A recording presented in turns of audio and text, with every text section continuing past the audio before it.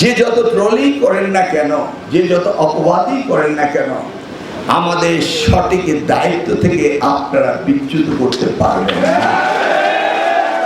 এই বাংলাদেশ হতে হবে এডুকেশনাল হাব। এই বাংলাদেশে পৃথিবী থেকে লোকজন পড়তে আসবে, সেই আদলে ইউনিভার্সিটি আমরা বানাচ্ছি। আমরা জানি বাংলাদেশের ছাত্ররা মেধাবী। আমরা এসছি এই জাতিকে সুশিক্ষিত করার দায়িত্ব পেয়েছি। যে যত ট্রোলিং করেন না কেন, যে যত অপবাদই করেন না কেন, আমাদের সঠিক দায়িত্ব থেকে আপনারা বিচ্যুত করতে পারবেন না। 2001 সাল থেকে 2006 সাল দেশমাতা বেগম খালেদা জিয়ার সময় এই মন্ত্রণালয়ের প্রতিমন্ত্রীর দায়িত্ব পালন করেছিলাম। আর আজকে তারই জ্যেষ্ঠ সন্তান জনাব তারেক রহমানের আন্ডারে আমি দায়িত্ব পালন করছি।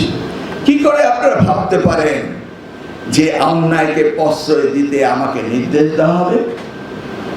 নিশ্চয়ই না। আপনারা আপনাদের অবস্থানে কঠিন থাকুন, লেখাপড়া আমাদের করতেই হবে এবং তার মান উন্নয়ন আমাদের করতেই হবে। তা ভাবনাকে বাদ দিয়ে উচ্ছৃঙ্খল কথা বলে সমাজকে উস্কানি দিতে চায়, এতে আমাদের এই তরুণ প্রজন্ম তাকে ব্যর্থ করে দিবে।